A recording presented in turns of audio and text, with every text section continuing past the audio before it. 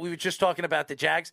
That Kirk deal was absolutely outrageous. How does this hurt the offseason for a guy like Allen Robinson, or push the subject with the Green Bay Packers and that whole Devontae Adams scheme situation? It really hurts, any thought on Allen Robinson not making more. Like for the Jets, if they want Allen Robinson, they're going to have to spend $20 million or more. I mean, Allen Robinson would say, I'm better than Kirk. And Devontae Adams is going to say, I'm way better than Kirk. I should be making $30 million a year. There's not even a question. I mean, that's a horrible contract. Absolutely horrible. Christian Kirk's had 0 1,000-yard receiving seasons in horrible. his career. I don't know what they were thinking. I mean, I've seen a lot of things on Twitter where agents are talking to teams and they're saying, you can't take what Jacksonville's doing as a comp for what we're trying to do here, because it's ludicrous. It's, you're giving a guy in Christian Kirk who I liked. I did a YouTube video the other day about guys you should be buying low on for dynasty leagues and best ball, because once they get signed, their value is going to go through the roof. I didn't think Christian Kirk, because Julio Jones was just cut today, would become the second highest paid receiver in the NFL. I mean, holy smokes. Are you kidding me? On a Jacksonville team that's got 8 wide receiver 4s, you've got Marvin Jones, you've got Laviska Shenault. Didn't they sign Cedric Wilson? Is he the other guy they signed there this week? I mean, it's like, where did Wilson go? No, Wilson went to Miami. He went to Miami. Yes, I'm sorry. Yes. Oh, they signed Zay Jones. That's what it was. So how can I confuse Zay Jones and Cedric Wilson? But yeah, I mean, it's all these guys. Jacksonville signed all these guys, but did they get that much better? No. It's like they used to have Allen Robinson on that team, and they couldn't keep him, and he went to Chicago. And now maybe they're hoping to get him back. This is just a team. They've got money to spend. Apparently, there's not enough AEW wrestlers that the Khan family can spend their money on, and they have to put it back into subpar wide receivers. Hear that, Alex? You might have a shot for GM at this rate. Maybe I do, and I don't even watch wrestling. And it's weird to think, too. They had Allen Robinson, Alan Hearns, Marquise Lee, and then the younger guys. Keelan Cole, when he was younger, was good, too. D.D. Westbrook. They had guys that were pretty good for cheap contracts, and now they're all gone, and they just overpay for all these guys. And they're all going to get cut. You're going to see Christian Kirk. That's a 2-year deal. They'll give him 2 years, and then they'll have a cut. It's $10 million dead cap after the first 2 years. But I mean, holy moly, the money you're paying this guy, $22.5 this year, $16.5 next year, like mind blowing. His agent is amazing. If I ever become a pro athlete or I get to deal with ESPN, I'm finding whoever his agent is, and he's doing my deal. So why don't we get into the whole Chargers situation? Because if there's any team that got really much better this offseason, it is the Chargers. I mean, you can't argue this could be on paper the best defense in all of football. You added Jackson, you added Khalil Mack to a team that already had Joey Bosa, Derwin James, the offensive line with Slater and obviously Justin Herbert, and the weapons he has with Williams, Eckler, and Allen. What did you think of the move so far that the Chargers have made so far this offseason? It's fantastic. It's an arms race out there in the AFC West. That's going to be so fun to watch those games because that division is just loaded. The worst team in that division, in my mind, are the Las Vegas Raiders, who made the playoffs this past year. I have no idea how, but just because I guess clutch catches by Zay Jones. Yeah, because the Chargers can't stop a simple running play when they were trying to go for the tie. But J.C. Jackson, love the signing there. Now you've got a shutdown corner. You've got elite secondary play when you're going up against Mahomes and Russell Wilson and Derek Carr and the rest of the AFC. And now you've got this just pass rush. It's just nonstop. So just think about that. It's not just a lot of teams have one or the other. They've got a pass rush that's nonstop. And then the back end, it's like, we'll just hope the pass rush gets there. But now, I mean, these guys have Pro Bowlers all throughout the defense.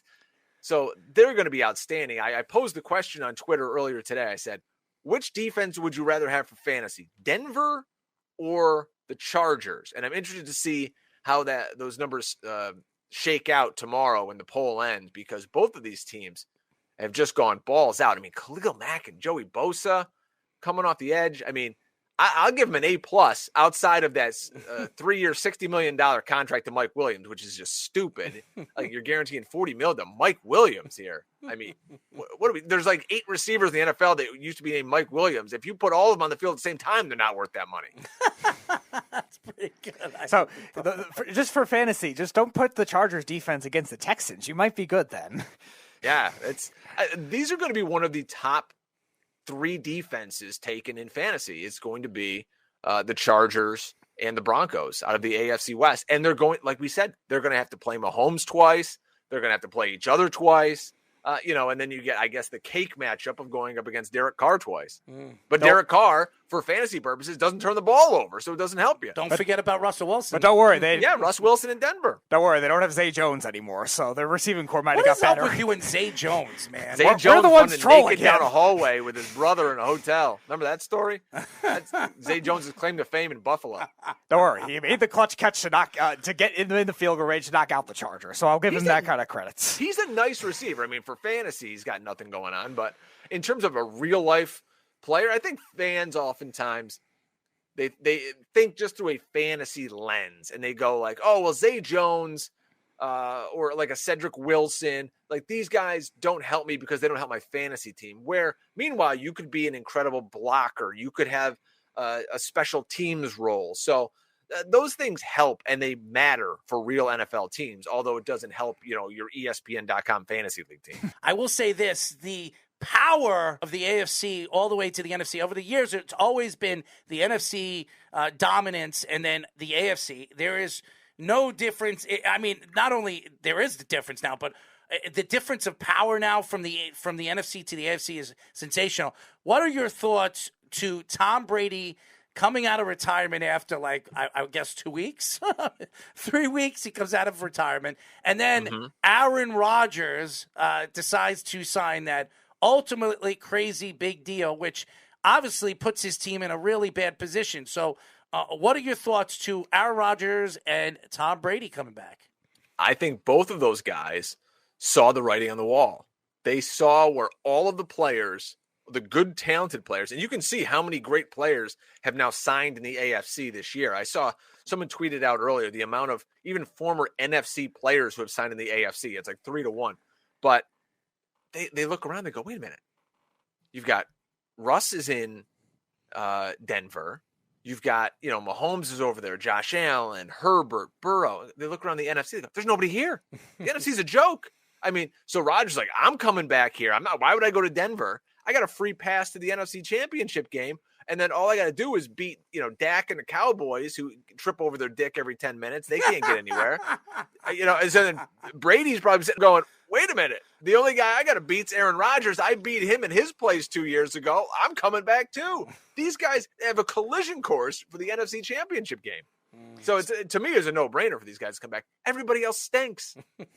So from a general perspective, we've seen a lot of these teams now try to either go big or balance it out. And the two teams in the Super Bowl last year, the Rams and the Bengals, both kind of did those kinds of quick fixes. The Bengals purged a lot of bad contracts, got so many new defensive players at once, 2 years later go to a Super Bowl. And the Rams, they've done probably the most extreme operation of any GM I've ever seen, trading all the picks they have to get certain star players and then filling in roles where they need to. Do you think other teams will start to adapt to that kind of thing now that you see the success that those two teams have making the Super Bowl, and even a team like the Chiefs too, that they make the Super Bowl a lot, they made the AFC Championship 5 straight games, and they lose a lot of defensive players? It's all about that window. We're seeing that in Buffalo right now. I think you're seeing it in Denver. Again, Russell Wilson's no spring chicken. What was he, 33, 34 by the time the season gets going? Old, yeah. So, I mean, they've got windows. They go, let's just go win now. Because when you look at a team like the Saints have been doing this for years, their cap is just stressed beyond belief. They knew they had a window with Drew Brees. They lost on, that miracle play with Stephon Diggs down the sideline. They would have gone and played in 2017, the NFC title game in Philly against Nick Foles. And then they lost the following year. So they put all their eggs in one basket. Now, those chickens come to roost because you've got to pay the piper, or it's like, oh my God, we got all this cap space that caught up to us. And it's going to happen with Aaron Rodgers. It's going to happen out there in Green Bay in a few years. As soon as he's gone, you're going to have to go, oh my God, what are we going to do with all this cap? Well, nothing. You're going to suck for a few years. So, yeah, I like what teams are doing. They're putting everything on the table. They're saying, we're all in for right now. And if you're the Buffalo Bills and you got a young Josh Allen, let's go all in too. I love it. And if you're the Cincinnati Bengals, and while you're not paying Joe Burrow, you have to be all in these next 3 years. You have to be. Because as soon as you pay him, things change. Then you got to start paying T. Higgins. Then you got to start paying Jamar Chase. Then God forbid you find somebody to play defense for you. You're going to have to pay them. I think the Bengals, they made it to the Super Bowl. They had a great run. They had a shot to win the Super Bowl. I thought they were completely overrated. Mm-hmm. I didn't think they were that great of a team. I thought they got kind of hot at the end, called lightning in a bottle with playing, it was an advantageous little schedule. You got to go up against a couple of teams, in my mind, that weren't that great in terms of, playing you want to call the Titans the best team in the AFC? Mm-hmm. Come on. They were garbage. And then you get the Chiefs coming off that great game in Buffalo, where if the Chiefs score before halftime with Tyreek Hill, he doesn't get tackled at the 1 on that horrible play call, they might never come back. They were getting routed in that game. Mm-hmm. So we'll see, though. They signed a couple offensive linemen, which is exactly what they need. And we'll see what happens with the Bengals this year. But I wouldn't be shocked if the Bengals are the third best team in their division right now. Well, Baltimore obviously made some good moves, adding Smith, bringing back Smith from the Green Bay Packers. They added Marcus Williams, which solidifies that secondary, which is a pretty good secondary. So Baltimore is going to be a good defensive team. But remember, they lost Wink. So wink, wink, that could affect their defense this year as well. I think the Ravens are the best team in that division. They are. I mean, you look at them. Lamar is great. And then they didn't have Dobbins. They didn't have Gus Edwards. They had everybody. Every corner in the team got hurt. They were so decimated with injuries, and they still kind of made it interesting at the end. So I like them, and I have no trust in Mitch Trubisky. None at all. Stop it. I have been rooting you're for going to Mitch. hang on to Mitch Trubisky now. I love Mitch, man. I want to see Mitch succeed. I really do. I feel bad for what they did to him in Chicago. I really do.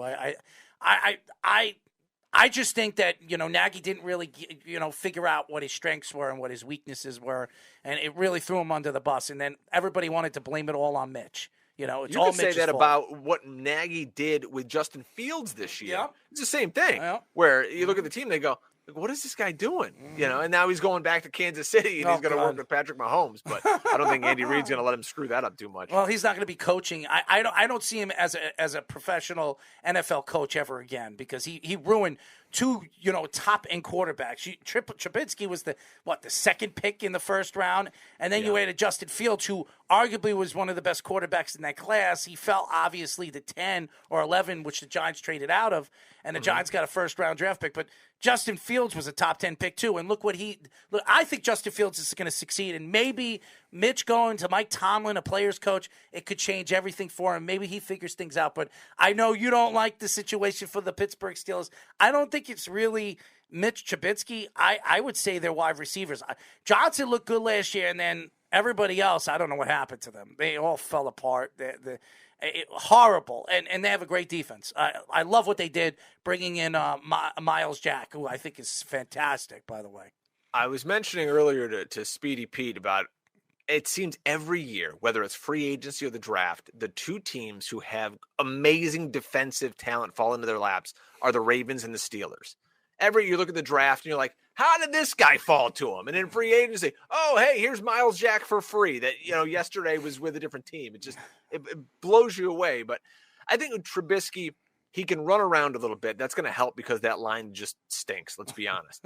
So that'll help. And he can push the ball down the field. He just has to be a little more accurate and not turn the football over. Obviously, they're going to be without Juju Smith-Schuster as he's a free agent this year. But you've got a great running game with Najee Harris. Deontay Johnson, I think, is a star as long as he can catch the football. And no team drafts wide receivers like the Pittsburgh Steelers. So I wouldn't be surprised if they go and draft another few studs, and they still have Chase Claypool and James Washington kicking around. But with Mitch, my big thought on him was always anybody could have had him a year ago for literally nothing. And now people are going to tell me because he sat his ass on the bench behind an actual good quarterback that now he's good. Why? Because he played in one preseason game? It's crazy. But that's how fickle the NFL is, and that's how desperate teams are for quarterbacks. That if you just sit behind someone, and in Philly, they did that for years. They traded Kevin Cobb for picks in Philadelphia. It's like, if you just show a glimpse for 10 minutes, you'll have a job forever in the NFL.